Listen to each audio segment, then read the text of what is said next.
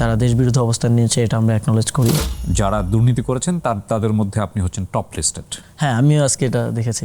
1,000 কোটি টাকা আপনি দুর্নীতি করেছেন বা 11,000 কোটি টাকা দুর্নীতি করেছেন। কিছুদিন আগে দেখলাম 11,000 কোটি টাকা, আজকে আবার ধাপ করে 1,000 কোটি টাকা নামিয়ে দিল। এটা দুইভাবেই বলা যায়। একটা হচ্ছে যে আপনার বাবা ঠিকাদারি পেতেই পারেন, এক।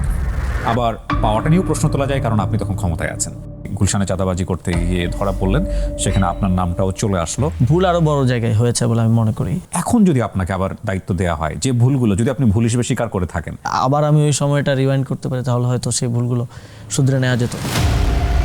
এটা আপনার জায়গা থেকেও একটা বিশাল চ্যালেঞ্জের বিষয়। আমিও মনে করি যে এনসিপি যদি এই জোটে না যেত, তাহলে অবশ্যই আরও অনেক জনকে সুযোগ দেওয়া যেত, না হলে জোটটা বিএনপির সাথেও হতে পারতো। 1971 সালে যে অবস্থানটা জামাত ইসলামে নিয়েছিল, সেটা অবশ্যই সে সময় তারা দেশবিরোধী অবস্থান নিয়েছে, এটা আমরা অ্যাকনোলেজ করি। আসসালামু আলাইকুম প্রিয় দর্শক, আপনাদের সবাইকে আমন্ত্রণ জানাচ্ছি অল টাইম ব্রেড প্রেজেন্স তার জিকিব্রিয়া শোতে। আজকে আমার সঙ্গে এই সন্ধ্যায় উপস্থিত আছেন আসিফ মাহমুদ সজীব ভুইয়া, মুখপাত্র জাতীয় নাগরিক পার্টির।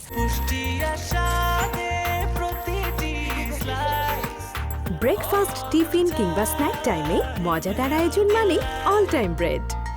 অন্তর্বর্তী সরকারের আমলে যারা দুর্নীতি করেছেন তাদের মধ্যে আপনি হচ্ছেন টপ লিস্টেড। আপনি এবং এভাবে এসছে 1,000 কোটি টাকা আপনি দুর্নীতি করেছেন বা 11,000 কোটি টাকা দুর্নীতি করেছেন। কি বলার আছে আপনাকে? হ্যাঁ, আমিও আজকে এটা দেখেছি। আমার মনে হয় যে আরেকটু কিছুদিন আগে দেখলাম 11,000 কোটি টাকা, আজকে আবার ধাপ করে 1,000 কোটি টাকা নামিয়ে দিল। আবার কবে নামিয়ে দেয়, উঠিয়ে দেয়। এই বিষয়ে আমি যতদূর জেনেছি যে এই নিউজটা করা হয়েছে যে দুদকে কিছু অভিযোগ গিয়েছে, ডক্টর মোহাম্মদ ইউনূসের নামে গিয়েছে, তারপরে বাকি সকল উপদেষ্টা পরিষদের সবার নামে গিয়েছে। তাই স্বাভাবিকভাবে যখন একটা সরকার দায়িত্ব পালন করে, তাদের দায়িত্ব পালন করতে গিয়ে অনেকেই মনক্ষুণ্ণ হয়। সবার মন জুগিয়ে একটা সরকার চালানো সহজ না।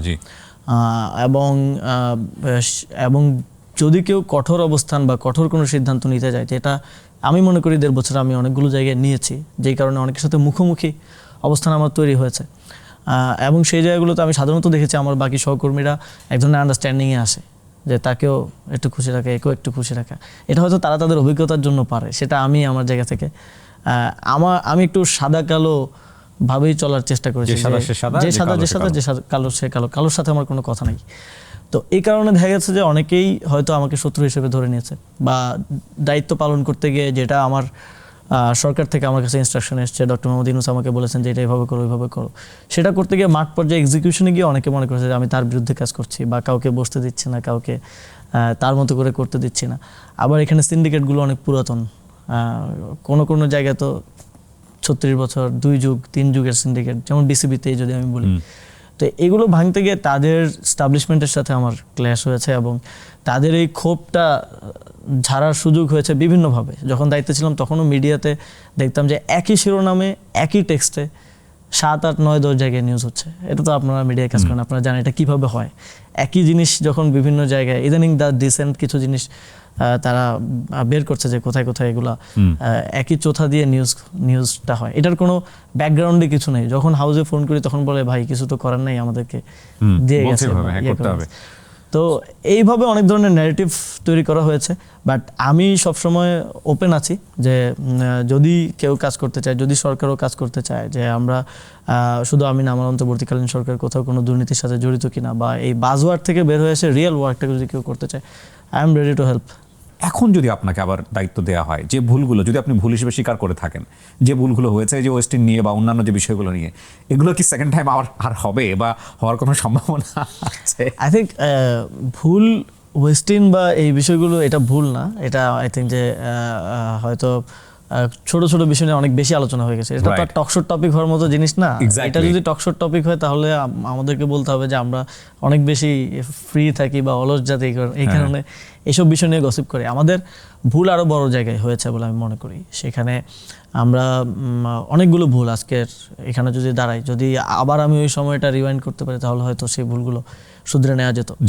যেমন 5ই আগস্টই যদি বলি, 5ই আগস্ট আমরা ঘোষণাপত্রটা দিতে পারি নাই।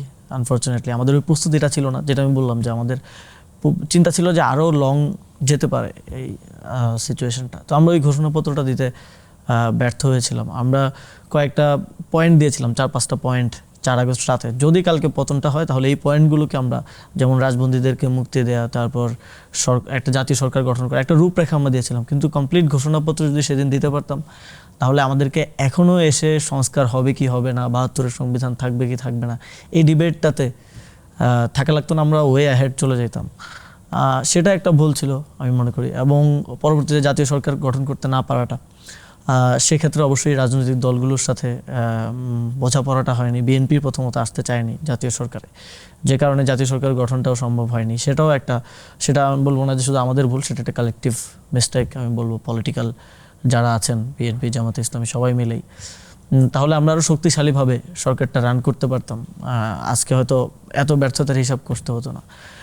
তারপর সরকারেও আমরা হয়তো বন্ধুচিন্ত ভুল করেছি, কারণ সরকারের যারা আরও উপদেষ্টারা আরও গুরুত্বপূর্ণ দায়িত্বে যারা ছিলেন তাদের মধ্যে এক ধরনের পরিচয় আছে, কারণ তারা 30 বছর 40 বছর সিভিল সোসাইটি বিভিন্ন ক্যাপাসিটিতে তারা কাজ করেছেন। কেউ আইন পেশায় ছিলেন, কেউ মানবাধিকারের কাজ করতেন, ফলে তাদের মধ্যে এক ধরনের নিজস্ব কোঅর্ডিনেশন এবং যোগাযোগ ছিল। আমরা তো কমপ্লিট ডিফারেন্ট অ্যারেনা থেকে এসেছি দায়িত্বে, ফলে তাদের মধ্য থেকে চুজ করা যায় কে আসলেই এই গণঅভ্যুত্থানটাকে ধারণ করে বা কে করে না বা দেখাচ্ছে করে, তো কাকে কতটুকু এম্পাওয়ার করা, কাকে কতটুকু সাপোর্ট দেওয়া, সেটা বুঝে ওঠাটা পরবর্তীতে এসে আমরা বুঝতে পারছি। আর ওনার সাথে চললাম, উনি তো এখন দেখি এদিকে বা ওইদিকে। তো এই অনেকগুলো জায়গাতে আমাদের মানে ট্রিটমেন্টটা কেমন ছিল? লাইক আপনারা যখন আপনি যখন ক্ষমতায় যাচ্ছেন বা ক্ষমতা দেওয়া হচ্ছে আপনাকে, আপনি ডিল করতে যাচ্ছেন যারা 30-40 ইউনিভার্সিটি থেকে পাশ হয়ে যে 30-40 বছর ধরে সার্ভ করছে, সেই রকম কিছু উচ্চপদস্থ কর্মকর্তাদের আপনি সার্ভ করতে যাচ্ছেন বা আপনি তাদেরকে বসিং করতে যাচ্ছেন, সহজ ভাষায় যদি বলি। তো স্বাভাবিকভাবেই তো এটা আপনার জায়গা থেকেও একটা বিশাল চ্যালেঞ্জের বিষয়, এবং তাদের জায়গা থেকেও মিথস্ক্রিয়াগতভাবে একটা বিশাল চ্যালেঞ্জের বিষয়। কোন একটা বিষয় যখন মনোপুত হচ্ছে না, আর এই ছেলেটা তো সেদিনের ছেলে, এ কতটা বুঝে, মানে এইরকম সিনারি কখন আপনি ফেস করেছেন কিনা? না, পেছন থেকে এরকম টকিং অনেক সময় আমার কানে এসেছে, কিন্তু এটাকে আমি অনেক ক্ষেত্রে এটা বাংলাদেশের কালচার সব কিছু মিলে অনেকের জন্যই মেনে নেওয়াটা কঠিন হয়। তো সেটার জন্য আমি একটু আইডেন্টিফাই করার চেষ্টা করেছি যে কী সমস্যা, কোথায় সমস্যাগুলো হচ্ছে, এবং তখন আমি চিন্তা করলাম যে একটু ভাবগাম্ভীর্য আনা প্রয়োজন।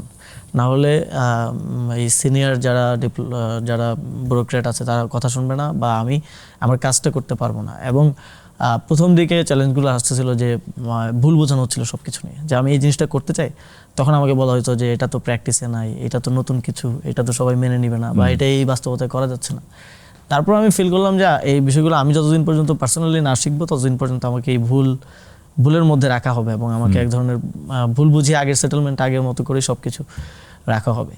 তারপর আমি একটু জুনিয়র অফিসারদের সাথে মেশা শুরু করলাম, কারণ আমাদের একটা প্রোটোকল আছে যে আমি অর্ডারটা দিলে সচিবকে দিব, সচিব তারপরে অতিরিক্ত সচিব যে শাখার দায়িত্বে সে, তারপরে যুগ্ম সচিব, তারপরে আবার ডেপুটি সেক্রেটারি, এইভাবে হচ্ছে পাস হয়। আমি সরাসরি deputy secretary, senior assistant secretary, আরও জুনিয়রদের সাথে কথা বলা শুরু করলাম, তাদের থেকে শেখা শুরু করলাম, কারণ সচিব আমাকে ওইরকম ইজিলি হচ্ছিল না শুরুর দিকে। তারপর যারা ছিল ব্যুরোক্র্যাট, তারা তো কোনো না কোনো দলের সাথে তাদের কানেকশন আছে, আমাদের সাথে তো সেটা নাই। ফলে আমি জুনিয়র অফিসারদের থেকে শেখা শুরু করলাম যে আসলে অ্যাডমিনিস্ট্রেশন কীভাবে ওয়ার্ক করে। যখন আমি নিজে শিখলাম এবং বুঝলাম যে কীভাবে বেসিক জিনিসগুলো ওয়ার্ক করে, তখন থেকে আসলে ওই যে এই যে ভুল বোঝানো বা একটা জিনিস করতে বললে এটাকে 9-6 বুঝিয়ে না করা, সেটা আর আমার সাথে করতে পারলো না। তারপর থেকেই যখন আমি উদ্যোগগুলো নিচ্ছিলাম, সেগুলো মোটামুটি বাস্তবায়ন করতে পারছিলাম। তো এটা চ্যালেঞ্জিং ছিল, এটা ভালো লার্নিং প্রসেসও হয়েছে আমাদের জন্য।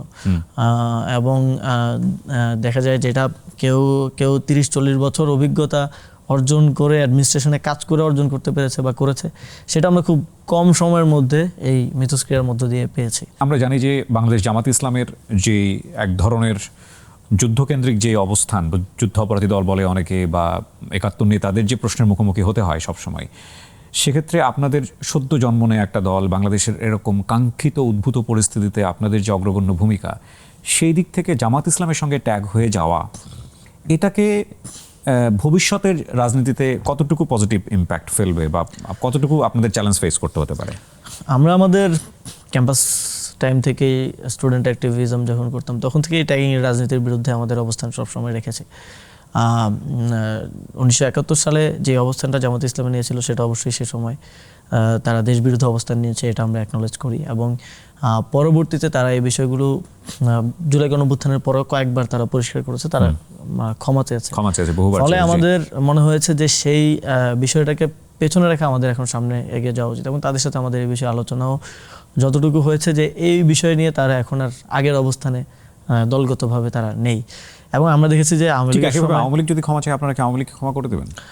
সেটা কোন প্রসেসের মধ্য দিয়ে হবে সেটা আলোচনা হতে পারে। অবশ্যই যারা আওয়ামী লীগের এই গণহত্যার সাথে জড়িত ছিল তাদের শাস্তি হতে হবে, প্রথম শর্ত সেটা।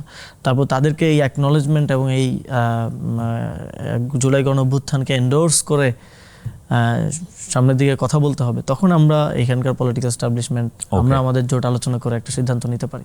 তবে সেই প্রসেসটাতে তো তাকে আসতে হবে।